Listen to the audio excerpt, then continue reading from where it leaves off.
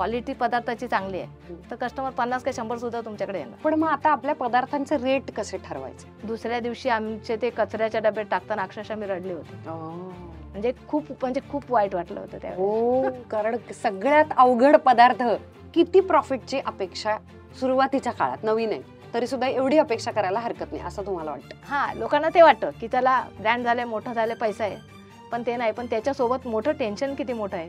काकी मी ना कधी कामाला गेले नव्हते आणि आज मी महिनाभर करून आज मी ते 2 पैसे जे मला मिळाले त्या पैशातून मी आज मुलांची फी भरली. काही बायका सुरुवातच करायला घाबरतात. वेगवेगळा व्यवसाय असू शकतो. बरोबर. त्यांना तुम्हाला काय सांगायला आवडेल ज्यांना सुरुवातच करायला भीती वाटते? बोल.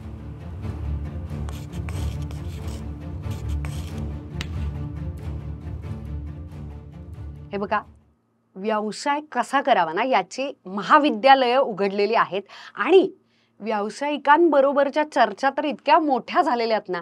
ऍक्च्युली ज्या व्यक्तीनं व्यवसाय केलेला आहे आणि त्याच्या बारीक बारीक गोष्टी अनुभवलेल्या आहेत, जगण्यातून आलेल्या आहेत, त्यांनाच डायरेक्ट विचारलं आणि त्यात ती जर स्त्री असेल की आम्ही पण स्त्री आहोत आणि आम्हाला आता घरातून काहीतरी सुरुवात करायची आहे, तर मला असं वाटलं पाटील काकींनाच डायरेक्ट बोलूयात आणि त्यांना प्रश्न विचारूयात की घरातून स्पेशली खाण्याचा व्यवसाय सुरू करायचा असेल तर तो कसा करायचा. त्याच्यामुळे बाई मुद्द्यावर याचा हा एपिसोड शेवटपर्यंत बघायचा आहे.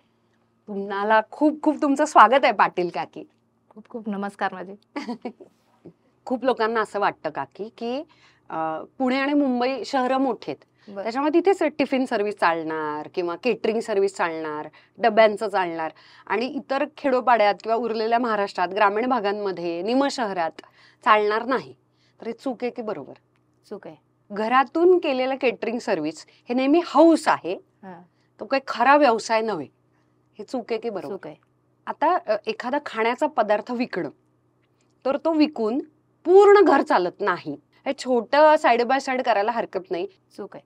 केटरिंग किंवा खाण्यासंदर्भातल्या वस्तू विकून याच्यात फार पैसे मिळत नाहीत. चूक. हा व्यवसाय जास्त काळ करता येत नाही. चूक. खाणं ह्या व्यवसायाला मरण नाही. बरोबर.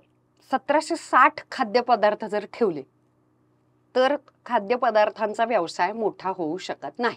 चूक आहे. समजा आपल्या खाण्याच्या पदार्थाची प्रॉडक्टची किंमत जर वाढवली तर लोक ते घेत नाहीत. चूक. जेव्हा व्यवसाय वाढत जातो तेव्हा पदार्थांची क्वालिटी तेवढी टिकत नाही. चूक. आपला चुकी बरोबरचं सेगमेंट संपलेलं. आता आपण एका वाक्यात उत्तरे देपाशी आलेलो आहोत. घरातून टिफिन सर्व्हिस किंवा केटरिंगची सर्व्हिस जर चालवायची घरातल्या किचन मधून तर त्यासाठी कोणत्या वस्तू असाव्या लागतात? छोटा आहे तोपर्यंत आहे त्याच्यातच चालण्यासारखं आहे, कारण आपण टिफिन सर्व्हिस करतोय त्याच्यामुळे काय आहे ते आता घरात जेवण आहे तेच तर आपण करणार आहे टिफिन. असा कोणता पदार्थ आहे का की ज्याच्यापासून आपण सुरुवात करू शकतो? साधं तुम्ही जेवणच आहे, आपण रोज घरात खायला बनवतो आपण. जसं पोळी भाजी आहे, पोळी भाजीपासून पण सुरुवात करा, नाश्त्यापासून सुरुवात करा. पाटील काकी ब्रँड व्हायच्या आधी मी घरी जेव्हा माझं मुलांचं शिक्षण व्हायचं होतं आणि घराचं भाडं भरायचं त्यावेळी मी ह्याचं नाश्त्यापासूनच मी घर चालवलं. आपल्याला एक साधारण घरातूनच खाद्यपदार्थ विक्रीचा व्यवसाय समजा सुरू करायचा आहे तर सुरुवातीला किती पैसे खर्च करावे लागतात किंवा याच्यात टाकावे लागतात? छोटं साधं तुम्ही टिफिनचं जरी चालू केलं तर 2-5 हजार जे आपण आहे घरातलं रोजचं जे वरण भात पोळी भाजी जे करतो आपण त्याच्यासाठी काय 2-4 हजार जरी 2 ते 5 हजारामध्ये आपण आरामात सुरुवात करू शकतो. वा, तुम्ही 5,000 पासून केलेली? हो नक्की. थोडस प्रत्येकालाच खरं तर प्रॉफिट नफा पाहिजे असतो, त्याशिवाय व्यवसाय आपण काढलेला नाहीये. किती प्रॉफिटची अपेक्षा सुरुवातीच्या काळात, नवीन आहे तरी सुद्धा एवढी अपेक्षा करायला हरकत नाही असं तुम्हाला वाटतं? कमीत कमी 30% तरी प्रॉफिट पाहिजे आपल्याला त्याच्यात. अजून एक आहे ना, खाद्यपदार्थांच्या बाबतीत म्हणजे केटरिंग सर्व्हिस असेल, टिफिन असेल तर सुरुवातीला स्वतः आपण जाऊन डिलिव्हरी द्यावी का ते स्विगी झोमॅटो इतर जे डिलिव्हरी सर्व्हिसेस आहेत त्यांची मदत घ्यावी? काय करावं सुरुवातीच्या काळात? सुरुवातीला करायचं तर मी तर सांगेन की स्वतः करा, बनवा स्वतः. कारण आपल्याला जोपर्यंत कस्टमर आपले किती येतात काय प्रॉफिट होते त्याच्यावर आपल्याला आपण पुढचा खर्च करायचा आहे. त्याच्यामुळे सुरुवातीला जी मेहनत करायची ती स्वतः करायची. काही लोकांना स्टॉल पण लावायला आवडतात खाद्यपदार्थांचे. समजा एखादा पदार्थ मी बनवला, यानं फायदा होतो का स्टॉल लावल्यानं? होणार ना, नक्की होतो. आज किती स्टॉल आहेत, आज लोक तरी बाहेर, आज लोक घरात वेळच नाही लोकांना, लोक जात आहेत बाहेर खायला आणि खात आहेत. लोकांना एकदा चव लागली तुमचा स्टॉल पण चालणार आहे. आता एखादी स्त्री घरातून करते बरं का, कसं कळणार? म्हणजे तुम्हाला कधी कळलं का की आता याचं मोठं झालं पाहिजे, म्हणजे छोट्या छोट्या ह्याच्यात काहीतरी चालू आहे, छोटे डबे किंवा काय कुठचं फंक्शनला वगैरे काहीतरी बरोबर. केटरिंगची सर्व्हिस छोट्या ठिकाणी, ऑफिसच्या ठिकाणचं एखादं केटरिंगचं कॉन्ट्रॅक्ट वगैरे, याच्यापेक्षा आता ते मोठं झालं पाहिजे, ब्रँड झालं पाहिजे, हे ओळखायचं कसं? जेव्हा तुम्ही छोट्यामधून करताय तेव्हा तुम्ही 10 कस्टमरला जर देताय किंवा 50 कस्टमरला देताय, तर तुम्ही जे कस्टमरला देणार ना, तुमचं ते तुम्ही त्यांचं फीडबॅक तर घेतात आहे की तुम्हाला आवडते की नाही. आणि त्याच्यानंतर तुम्ही अजून एक चेक करू शकता की तुम्ही कस्टमर तुमचे आपोआप रिपीट कस्टमर येत आहेत का, त्याच्यावर तुम्ही ओळखू शकता की नाही आपले पदार्थ लोकांना आवडत आहेत.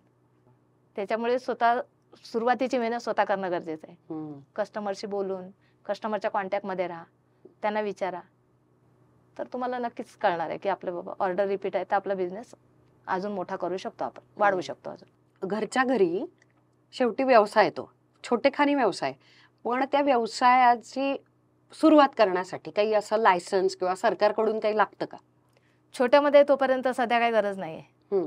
जर तुम्ही छोट्या ह्याच्यात करताय तर काहीच नाही गरज. जर तुम्हाला मोठ्या प्रमाणात जेव्हा जाल तर तेव्हा नक्कीच लागणार आहे. सध्या लायसन्स वगैरे? लायसन, फूड लायसन पाहिजे, फसाय लायसन वगैरे जे काय ते, तर ते लागतं. आता आपण थोडक्यात उत्तर दे पाचशे जाऊया. छान, इतकी थेट आणि परफेक्ट उत्तरं मिळतात. उत्तम जेवण बनवता येतं आणि त्याच्यावरती आपल्याला 4 पैसे कमवायचे, असेच प्रत्येकाची सुरुवात असते छोट्यातूनच. बरोबर. तर ते आपले जे पहिले 50 ग्राहक आहेत ते मिळवायचे कसे? त्याच्यासाठी पण सांगते. आता जेव्हा मी सुरुवात केलेली त्यावेळी मी एका ऑफिस पासून गेलेली. तिथे ऑफिसमध्ये गेल्यानंतर आम्ही सुरुवातीला जेव्हा नाश्ता घेऊन गेलो होतो, पण क्वालिटी आणि चव तर पाहिजे आपल्याकडे. बरोबर. ते जर तुम्ही आम्ही घेऊन गेलो, नंतर आम्हाला अडवलेलं पण की तुम्ही विकू नाही शकत तिथे. पण आम्ही 4 दिवसात जी चव सोडली होती लोकांना, त्यांनी कस्टमर आपोआप आपल्याकडे आले. वाह. म्हणून जर तुम्ही तुमचा पदार्थ क्वालिटी पदार्थाची चांगली आहे तर कस्टमर 50 का 100 सुद्धा तुमच्याकडे येणार. आपल्या सगळ्यांना माहिती आहे की आता आपलं घरातलं आपण जे करतो त्याला सगळ्यात जास्त आपण क्वालिटी करतो, कारण आपली पोरं बाळ जेवणार आहेत. हो. पण जेव्हा त्याची विक्री करायची, व्यवसाय करायचा आहे, तेव्हा त्याची क्वालिटी मेंटेन कशी ठेवायची आणि तरी खर्च पण वाढू नाही द्यायचा. तसं जर करायचं झालं तर तुम्हाला एक तर रॉ मटेरियल तुम्ही आणता ते तुम्हाला होलसेल रेटमध्ये घ्यायला लागेल. जसे इंडिया मार्टमध्ये वगैरे आहे की जिथे तुम्ही जर गेलात, जर कुणाला माहित नाही तर इंडिया मार्टमध्ये पण होलसेल रेटने आपल्याला साहित्य मिळतं त्याचं. नाहीतर आपलं जसं आता आम्ही मुंबईमध्ये FMC मार्केट आहे, तिथे जर तुम्ही गेलात तर तिथे 4 क्वालिटी पण लावलेले असतात, 1 नंबर 2 नंबर, तर चांगल्या क्वालिटीचा आणि कमी रेटमध्ये. बरोबर. तर तशा पद्धतीने तो तुमचे तिथे कॉस्ट थोडी कमी होते. बरोबर. जर कमी याच्यामध्ये आणलात थोडं तर तुमचा खर्च कमी होणार आहे. पण मग आता आपल्या पदार्थांचे रेट कसे ठरवायचे? आता तुम्ही छोट्या प्रमाणात करून देताय तर तुमची कॉस्ट वाढणारच आहे.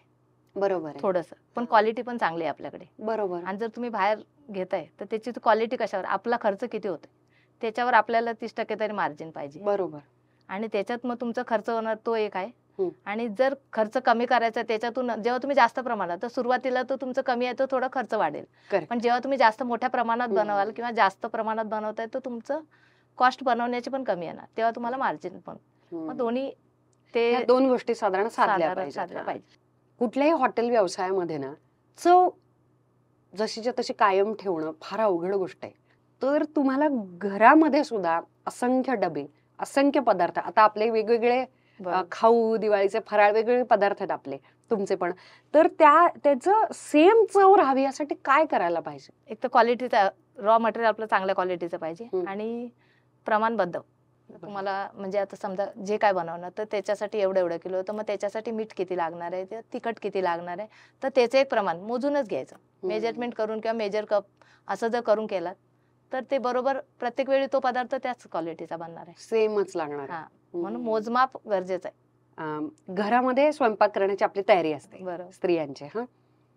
तर अन्न उरलं किंवा टाकलं की वाईट वाटतंय, आणि ज्याचे कष्ट आहेत ना त्याला ते माहिती. प्रश्न पैशांचा नाहीये, प्रश्न तो पदार्थ चांगला झाला होता का नाही, तुझ्या आवडीचा का, ह्याचा पण नाही. पण जी मेहनत आहे आणि ती अशी टाकून दिली की जाम वाईट वाटतं. तर असे कधी डबे परत आलेत का आणि खूप टाकले तेव्हा कधी वाईट वाटलंय का? वाईट वाटतं ना, खूप वाईट वाटतं मला तर अक्षरशः. म्हणजे मी सांगेन, आम्ही गणपतीमध्ये थोडं हे, आता तुमच्या कॅटरिंगचं सोडून मी माझ्या आठवण सांगते की जेव्हा गणपतीमध्ये आम्ही मोदकचे हे घेतलेले आणि त्यावेळी ऍक्च्युली आम्ही डीप फ्रीजर लावलेले, ऑर्डर जास्त होते आणि लाईट गेली होती आमच्याकडे. लाईट गेली आणि जनरेटर पण मागवलं, पण त्यावेळी जनरेटर पण हे नाही केलं. पण तो जो गॅप पडला, जे टिकवण्यासाठी.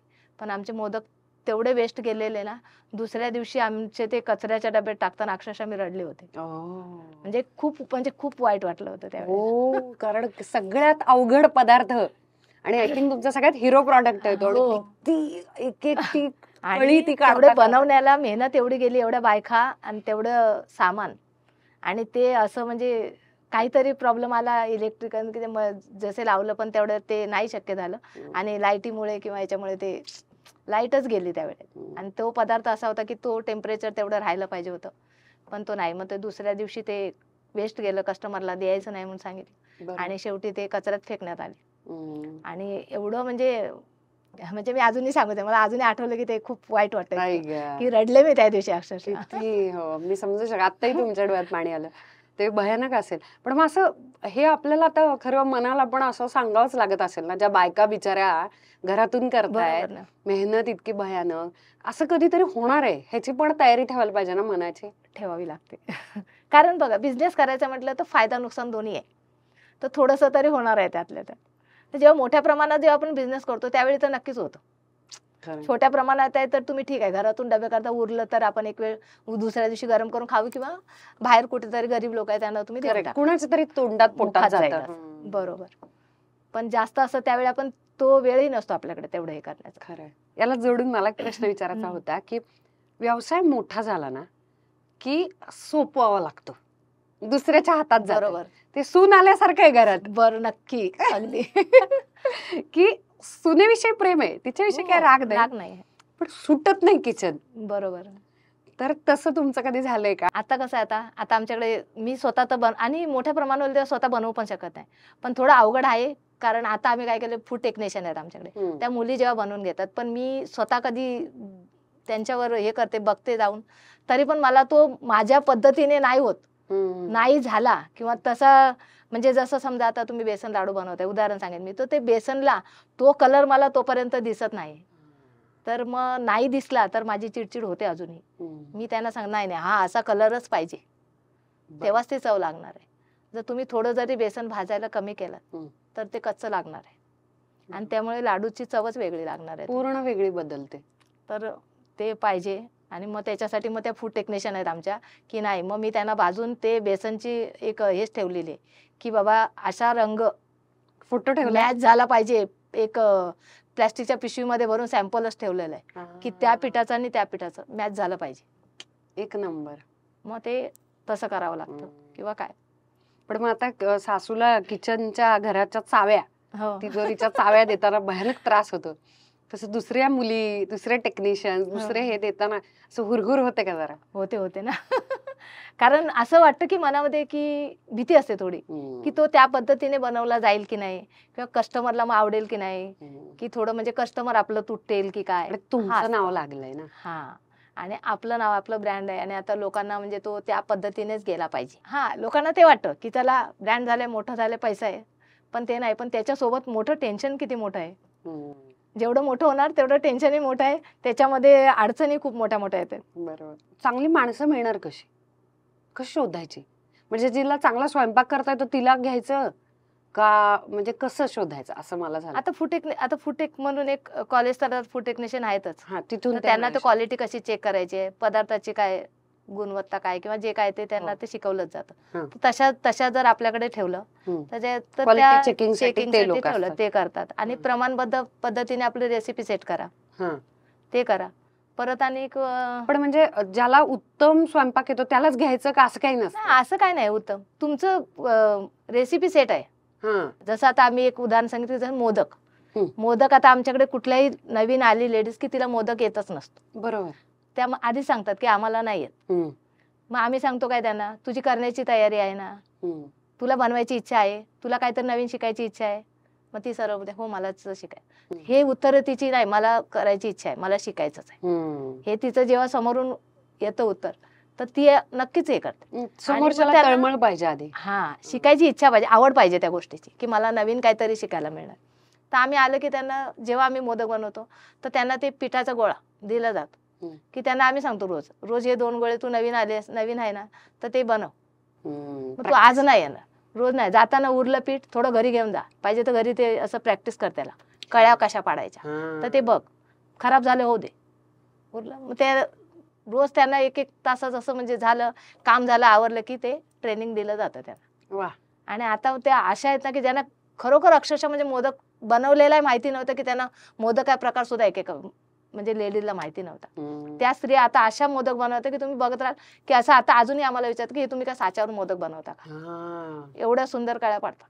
कधी कोणी कुरघोड्या करणं, भांडणं बिडणं, कारण जितक्या बायका होतात ना ते समजवायला त्याच्यापेक्षा वेळ लागतो. खरे ते बनवलेलं बरं, पण त्यांच्यामध्ये समजवायचं बायकांमध्ये की तो फार मोठा हे असतो, ते वेगळं वेगळंच मॅनेजमेंटचं असतं काम आहे management. ते. बरोबर, अगदी. खरं. की आज मी हेच केलं, मग मी आज तेच का करू, मग ते ती काल तिने काल ते नाही केलं, हे तर होतच असतं. हा. आता असं म्हणतात की किचन मध्ये एकटी स्त्री जेव्हा स्वयंपाक करते, हा. तिचं जे चाललंय ना मनात, ती हातात चव उतरते. उत- तेव्हा शिव्या घालत तुम्ही जर पोळ्या लाटायला लागलात, होणारच नाही. अगदी बरोबर. पण मग आता या हाताखालची माणसं, त्यांचे वेगवेगळे प्रॉब्लेम असतात. एकतर बहुतांश वेळा वेगळ्या आर्थिक परिस्थितीतून बरोबर. ते येतात. कोणी गरीब असतं, कोणाचं बरं चाललेलं असतं, कुणाचा नवरा पार मारतच असतो, नाही तर कुणाचा फार प्रेमळ असतो. बरोबर. तर ते वेगवेगळ्या घरातलं काय काय भांडण बिंडण घेऊन येतात. हो. तर ते कसं चवीत उतरणार नाही, ते कसं करायचं मग मॅनेज? आले की आमच्याकडे तरी थोड्याशा छान गप्पा वगैरे होतात. मग हा. त्या बायकांना पण एक वाटतं की चला 10 बायका एकत्र येत आहेत किंवा ज्या 30-40 बायका, पण त्या एकामेकांशी बोलून किंवा हे करून त्यांचं थोडं आणि रिलॅक्स वाटतं. घरातून तुमचं घरातलं टेन्शन घरी आलं की त्यांना ते बरं वाटतं थोडं, की घर सोडून येतोय आणि आज आपण 2 पैसे. आणि बायकांना पण असं म्हणजे ज्यांना आता शिकलेल्या आहेत तर चला नोकरीला जाऊ शकतात. आता आमच्याकडे तरी अशा बायका आहेत की ज्यांना शिक्षण नाही आहे, त्या नोकरी करू शकत नाही. बरोबर. आणि त्या बायकांना आज त्यांना पण ते वाटतं की चला मी आज 2 पैसे कमवते, आणि त्यांच्या आवडीचं काम आहे ते, की जेवण बनवून हे प्रत्येक स्त्रीला येतच. खरे. तर थोडंफार फक्त आपल्याकडे काय प्रमाणबद्ध पद्धतीने बनवलेलं जातं आणि त्यांना आमच्याकडे शिकवलं जातं. या व्यवसायामध्ये स्पेशली नवीन असताना माणसं टिकवणं हे किती महत्वाचं आहे? तसं म्हणजे त्यांना मॅनेज कर, त्यांच्या कलाने थोडं घेतलं की होतं. थोडं घरात असं घरातले प्रॉब्लेम आता सगळ्या स्त्रींना आहे, जसं माझ्याकडे होतं, मुलांचं आहे, हे आहे, काहीतरी असतं. मग आम्ही त्यांना ते पण आहे आमच्याकडे, की आम्ही थोडंसं त्यांना काम आवरत, तर त्यांना चला घरी काय प्रॉब्लेम आला तर मध्येच जाऊन ये, की तुला काय अडचण आली. तर आता कसं होतं त्या ठिकाणी मुलांना शाळेत आणायचं असलं तर आम्ही तसंही त्यांना सोडत होतो, की जा तू आवरत तर घर. मी त्या म्हणायचे की मला थोडा वेळ. मग तशा बायकांना आम्ही घेतलं, मग त्या घर सांभाळून त्या कामाला आहेत. वा. आणि त्या जेव्हा 2 पैसे मध्ये अजून मी सांगेन त्यांना ना, जेव्हा ते पगार आपण देतो त्यामुळे पाटील काकी म्हणजे नुसतं असं आपलं एक ब्रँड आहे किंवा असं नुसतं व्यवसाय करायचा नाही, पण एक घर आहे आमचं ते. वा. आणि तिथे ज्या स्त्रिया येतात त्या अशा येतात की आज सांगतात, मी काकी मी ना कधी कामाला गेले नव्हते आणि आज मी महिनाभर करून आज मी ते 2 पैसे जे मला मिळाले त्या पैशातून मी आज मुलांची फी भरली, किंवा मी स्वतःसाठी काहीतरी आज मी एवढ्या वर्षात नाही करू शकले, ते मी आज तुमच्याकडे इथे काम येऊन केलं. तो आनंद बघा, तो पैशाने विकत नाही घेता येत. कधीच नाही. तर ते एक वेगळंच असतं. वा. तर आज महिलांना स्वतःच्या पायावर हिमतीवर करायची, आपल्या व्यवसायामुळे त्यांना पण हिंमत येते ते करायची. तुम्ही रोजगार निर्मिती केली. किती ते खूप वेगळं असतं. खरंय खरंय. खाण्याच्या व्यवसायामध्ये सुद्धा भरपूर मार्ग आहेत ना. म्हणजे आपण हॉटेल काढू शकतो, ते क्लाउड किचन नावाचा प्रकार आहे तिकडे जाऊ शकतो, किंवा काय फक्त डबे टिफिन सर्व्हिस अशी आपण करू शकतो, केटरिंगची फक्त सर्व्हिस करू शकतो, किंवा तुम्ही करताय तसं त्याला पूर्ण ब्रँडिंग करून तो खाण्याचा पदार्थच विकू शकता. बरोबर ना? तर एखाद्यानं ठरवायचं कसं, म्हणजे तुम्ही कसं ठरवलं की कुठल्या बाजूला जायचं? तुम्हाला कॅटरिंगचं करायचं छोट्या प्रमाणात आहे तर तुम्ही बघा, आता आपल्याकडे पैसा पण पाहिजे तेवढा. जर तुम्हाला मोठं करायचं आहे तेवढा पैसा पण पाहिजे, सुरुवातीला तो नसतो पण आपल्याकडे. बरोबर. तर त्याच्यासाठी जर तुम्हाला छोट्यातून आधी सुरुवात करायचं आहे, आणखीन वाढवायचं आहे, तर तुम्ही क्लाउड किचन आहे, जसे की तुम्ही घरातून फक्त तुम्हाला बनवायचं आहे, स्विगी झोमॅटो आहे किंवा तसं आहे, तर तुम्ही घरातून बनवायचे, तुम्हाला ते डबे फक्त त्यांना द्यायचे. मग त्याच्यासाठी कसं तुम्हाला वेगळी जागा, म्हणजे ते भाडं नाही वाचणार, भाडं घालायचं नाही, ते वाचेल तुमचं. बाकी डिलिव्हरी नाही आहे, तर फक्त तुम्ही ते पदार्थ बनवायचे, तुमचे डबे रेडी ठेवायचे, ते स्वतः येतात घेऊन जातात. मग त्याच्यानंतर जोपर्यंत तुमचं वाढत, त्याच्यानंतर तुम्हाला त्यापेक्षा मोठं मग ऑर्डर येत आहे, जास्त वाढवायचं आहे, तर मग नंतर तुम्ही तो विचार करू शकता.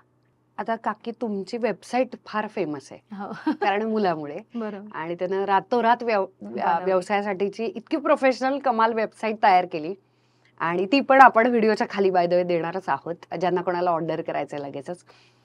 तर वेबसाईट हा एकमेव मार्ग आहे का व्यवसाय वाढवण्यासाठीचा? नाही, वेबसाईट तर आहे, ते नसेल तर तुम्हाला अजून फेसबुक आहे, इंस्टाग्राम आहे, ज्याच्यावर तुम्ही ते पण करू शकता, ऑर्डर घेऊ शकता. हल्ली ते प्रसार माध्यम खूप आहेत की हम्म. त्याच्यातून तुम्ही प्रत्येक ठिकाणी हे करून ऑर्डर घेऊ शकता. काही बायका सुरुवातच करायला घाबरतात. वेगवेगळा व्यवसाय असू शकतो. बरोबर. त्यांना तुम्हाला काय सांगायला आवडेल ज्यांना सुरुवातच करायला भीती वाटते बुवा? नाही, घाबरून बसलं तर व्यवसाय होणारच नाही. एक तर धाडस करायलाच पाहिजे. हम्म. काहीतरी करायचं आपल्याला तर धाडस करायला पाहिजे. आणि थोडं नुकसान पण म्हणजे फायदा होईल नुकसान होईल तर पुढची गोष्ट आहे. बरोबर. पण काहीतरी पुढे येऊन धाडस करून नाही मला करायचे, ती जिद्द पाहिजे हम्म. बायकांमध्ये हम्म. की नाही मी करून दाखवेन. आणि जेव्हा खरंच मी तर म्हणते सगळ्या महिलांना सांगितलं करून बघा, हम्म. नक्की करून बघणार तर त्याच्यातनं एक ना एक अडचणमध्ये तुम्ही आली जरी अडचण काय तरी ती पार करून जाणार आहे. खरं. मी थोडं म्हणजे जास्त सांगेन की माझा अनुभव सांगेन त्याच्यातला, की जेव्हा आम्ही नाश्ता विकायचो हम्म. आणि त्यावेळी आम्ही जेव्हा ऑफिसमध्ये जायचो नाश्ता घेऊन तर ते विकायचो. त्याच्यानंतर 1-2-4 वर्षांनी त्या 4 माळ्याच्या ऑफिसला लिफ्ट नव्हती. तिथे आम्ही अक्षरशः सकाळी उठून ते डबे घेऊन प्रत्येकाच्या टेबलवर जाऊन विचारून विकायचो तो नाश्ता. आणि ते 4 माळे करताना लिफ्ट नव्हती, 2 माळे मी, 2 माळे माझे मिस्टर, असं आम्ही दोघं ते नाश्ता विकायचो. आणि ते जवळजवळ 4 वर्ष केलं, 4-5 वर्ष आम्ही. आणि त्याच्यानंतर मी ते तेवढी धावपळ करून त्याच्यातून घरी कोणी कामालाही नव्हतं की ते सर्व आपण बनवायचं, घरात येऊन परत ते करायचं. आणि तसं करत असताना नंतर मी आजारी पडले होते. हो, होणारच, कारण काय ताण आहे हा. आजारी पडले म्हणजे मला ते स्पॉन्डिलायसिसचा त्रास व्हायला लागला. हम्म. मग म्हटलं डॉक्टर बोलले तुम्ही थोडा एवढी धावपळ करू नका, थोडं आराम करा. तर मी 1-2-3 महिने आराम केलेला त्यावेळी. पण शेवटी आपलं घर चालवायचंच आहे आपल्याला. तर मग त्यावेळी म्हटलं मी काय तरी पण आपण हार नाही म्हणायची. तर मी ते सांगेन की त्याच्यातून आम्ही म्हटलं आता ह्याचाच मार्ग कसा काढायचा. तर त्यावेळी मी काय केलं, जेव्हा मी नाश्ता विकायचो, नाश्ता कसा दिवसाभरात संपवायचा असायचा आणि ते उरला तो पदार्थ खराब होणार होता. बरोबर. पण मग त्याच्यानंतर मी ठरवलं की नाही आता आपण स्नॅक्स, जसं आता चकली चिवडा आता जे आपले प्रोडक्ट आहेत ते चालू केले मी. म्हणजे आजारी पडलं किंवा काही अडचण आली की आपण त्याच्यातून रडत बसणं किंवा हा पर्याय नसतो, आपण त्याच्यातून मार्ग काढला पाहिजे. मग मी ते चालू केलं की हा पदार्थ आज नाही विकला तर उद्या 4 दिवसांनी विकला जाणार आहे आणि राहिला तरी खराब होणार नाही. कधी कोणी नातेवाईक हे तरेवाईक असतात, घरचे बरे वाढायचे. बरोबर. कधी कोणी टोमणा मारलाय का, विकतीये खरं पण माझाच पदार्थ होता तो खरा वगैरे, असं कोणी केलंय का? नाही तसं नाही, पण त्यावेळी म्हणजे माझा चांगला आहे तुझ्यापेक्षा. तसं तर आता कोण, आम्ही काय तेवढं बघा, आपल्याला व्यवसाय करायला लागल्यावर अडचणीत येणार आहे, लोक टोमणे मारणार आहे, सगळं आहे. आपल्याला ऐकून घ्यायचे, सोडून द्यायचे. लोकांशी वाद घालण्यात काय अर्थ नाही. आपल्याला जर आपलं काम करायचंय तर आपण त्या गोष्टींकडे दुर्लक्ष, त्याच्यात वेळ घालवण्यापेक्षा आपण आपला व्यवसाय कसा करू शकतोय ह्याच्यामध्ये वेळ घालवला पाहिजे. कारण लोक चांगलं वाईट दोन्ही बोलणार आहेत.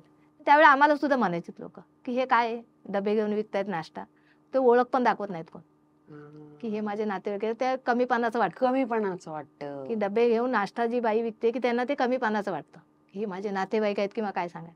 पण आज कोण म्हणणार आहे का सांगा, आज कोणी म्हणणार नाही. खरं आता सगळे त्यावेळी कोण फोटो नाही, आता सेल्फी काढायला येतात लोक. खरं कोण भाव पण देत नाही आपल्याला. तर त्यामुळे परिस्थिती तशी राहत नाही. जर मेहनत करायची, आपण छोट्यातून मोठं व्हायचंय, मग ते आपोआप होत जातं. आता तुमचा व्यवसाय इतका मोठा झालाय याचा अर्थ चव तर कमाल असणारच आहे, हे गृहीत धरले, आता सगळ्यांना माहिती झालं. पण असा तुम्हाला कधी काही अनुभव आलाय का, तिरसट लोक कोणी भेटले का, आणि भेटलं असेल तर तुम्ही कसं त्यांना हँडल केलं? कारण की काय होतं, लोक वाटेल तसं बोलू शकतात चिडले की. तर असं कधी झालंय का? तसे भेटतात ना कधी, आता असं नाही की भेटत नाही, असतात तसले कस्टमर. त्यांना आम्ही प्रेमाने शांतपणे, आपण शांत राहून ऐकून घ्यायचं, तेवढं आपण हे केलं पाहिजे की त्यांना समजायला पाहिजे त्यांना काय पाहिजे, त्यांना कुठल्या पद्धतीने पाहिजे. किंवा आता आपले थोडे वेगळे की त्यांची आवड वेगळी आहे, तर आपण त्यांना समजायला, आमच्याकडे असं आहे, आम्ही अशा पद्धतीने, तुम्हाला पाहिजे तर आम्ही त्या पद्धतीने बनवून देतो. आम्ही कधी कधी कस्टमरचे पैसे सुद्धा रिटर्न दिलेले, जर कस्टमरला नाही आवडलं तर आम्ही त्यांना रिटर्न देतो. पण नाही तर सांगतो आम्ही, तुम्ही सांगा आम्हाला काय त्याच्यामध्ये काय, तर तशा पद्धतीने पण एकदा दिलंय कस्टमरला, किंवा नवीन पाठवतो आम्ही तसं बनवून. मला एक जाता एक विचारायचं तुम्हाला की हे काकी कोण म्हणायला लागलं, हे नाव कुठून पडलं पाटील काकी, आणि तो आता ब्रँड झालेला आहे, तर हे नाव आधी दिलं कोणी? ऍक्च्युली आमचं आडनावच पाटील आहे, तेच आहे. आणि शेजारची लोक, ज्यावेळी आम्ही कसं म्हणजे जेव्हा हे करायचं तर शेजारी आपण देतो ना सणावारांना कसं, किंवा बाजूची सगळी लोक आहेत, तर पाटील आडनाव असल्यामुळे बाजूची छोटी मुलं वगैरे की काकी काकी म्हणून बोलवायचे, ते थोडे पाटील काकी असं बोलवायचं.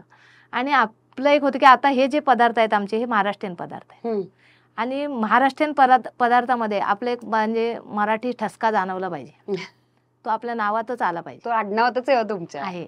आणि मग आम्ही ठरवलं की हेच ब्रँडचं नाव द्यायचं, की मराठी ठसका तिथे कुठेतरी आपल्याला दिसला पाहिजे लोकांना. क्या बात है. तुमची स्पेशालिटी कुठली आहे पाटील काकी विकण्याची? म्हणजे सगळ्यात जास्त कोणता पदार्थ विकला जातो? मोदक आहे. मोदक आहे, पुरणपोळी आहेत. पण मग हे 2 पदार्थ ठरवले कसे की हे आपल्याला आता विकायचे म्हणून? जेव्हा आम्ही नाश्ता करायचो त्यावेळी आपल्याकडे मोदक म्हणजे सण असतात जेव्हा गणपतीमध्ये, गणपती म्हटलं की मोदक. बरोबर. तर त्यावेळी मोदक लोकांना पाहिजे असायचे आणि त्यावेळी मी ते मोदक बनवून द्यायचे आणि ते लोकांना एवढे आवडायचे. आणि तो पदार्थ असा आहे सहजासहजी तुम्ही उकडीचे मोदक म्हटलं की तो त्या दिवशीच तो पदार्थ बनवायचा, ते 1 दिवस टिकतो. अगदी बरोबर.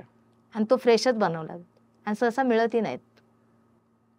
त्याच्यामुळे त्या पदार्थाला खूप डिमांड आहे. आणि पुरणपोळी पण बनवायचं म्हटलं तर सहजासहजी होत नाही. त्या पाटात तरी पुरण तरी तुमचं पातळ होणार किंवा काहीतरी बिघडतं. आता सगळ्या ह्या धावपळीच्या याच्यामध्ये सगळ्या महिला कामाला जाणार आहेत. बरोबर. आणि हे पुरणपोळीचा घाट किंवा मोदकाचा घाट तो एक तर व्यवस्थित झालं तर तो पदार्थ व्यवस्थित बनतो. बरोबर. मग त्या विचार काय करतात, चला तेवढं मागवण्यापेक्षा ऑर्डर केली, कारण वेळ नसतो ना त्यांच्याकडे. आणि येत जरी असलं किंवा तरी त्यांना वेळ नाहीये. खरंय. आता हा काय प्रकार आहे? ही पुरणपोळी जसं आम्ही पूर्वी म्हणजे देतोच आहे, आपल्या वेबसाईटवर पुरणपोळीच्या ऑर्डर जास्तच आहे. तर आता आम्ही असं हे नवीन चालू केले पुरणपोळीचं, की ज्याची पुरणपोळीची 2 दिवस टिकते ती आता आपली 21 दिवस टिकणार आहे. 21 दिवस. आणि त्याच्यामध्ये प्रिझर्वेटिव्ह ऍडिटिव्ह वगैरे काही वापरलेलं नाहीये. मला प्रचंड आनंद वाटलेला आहे पाटील काकी, तुम्ही आलात मुंबईवरून. आता एवढा मोठा व्यवसाय, तुम्ही एकतर अतिशय फेमस झालेला शार्क टँकमुळे आणि तिथेच आम्ही तुमच्या प्रेमात पडलो. आणि ज्यांना व्यवसाय करावासा वाटतोय, ज्या महिला स्वतःच्या घरातून काहीतरी उभं करू पाहतात, सुरुवात करू पाहतात, आय एम शुअर की त्यांना ही प्रचंड प्रेरणादायी ठरणार आहे हा संपूर्ण भागच. आणि तुम्ही इतकं साधं जगण्यातून अनुभवातून आलेलं इतकं छान छान बोललात आणि ते वेळ काढून आलात. खूप खूप थँक्यू. आणि हे मी ठेवून खावं असं मला आता वाटतंय. नक्की तुमच्यासाठी थँक्यू. याची आता तुम्ही ऑर्डर करू शकता. आणि याची अजिबात आम्ही जाहिरात वगैरे करत नाही आहोत. हा व्हिडिओ अजिबात कोलॅबरेशन मध्ये किंवा स्पॉन्सर्ड म्हणून पण नाही. नाहीतर तुम्हाला माहिती आहे की प्रामाणिकपणे डोक्यावरती ते पेड कोलॅबरेशनचं येतं. हे ऍक्च्युली छान आहे म्हणून डिस्क्रिप्शन मध्ये त्याची वेबसाईटची लिंक पण आहे आणि तिथून तुम्ही ऑर्डर करू शकता. अशाच पद्धतीनं बाई मुद्द्यावर याच्या दर मंगळवारी आपण व्यवसायाला मदत असेल किंवा स्त्रियांना शारीरिक, मानसिक, आर्थिक सगळ्या स्तरांवरती मदत करणारे, आपल्या प्रश्नांची थेट उत्तरं देणारा बाई मुद्द्यावर याचा पुढचा भाग बघायचा असेल तर आधी सबस्क्राईब करा. आणि न विसरता आपला दरवेळीचा शुक्रवारचा आणि आता मंगळवारचा असा आठवड्यातून 2दा येणारा व्हिडिओ चुकवायचा नाहीये. शेवटपर्यंत व्हिडिओ पाहिला त्याबद्दल खूप खूप थँक्यू. आता आम्ही खायला बसतो.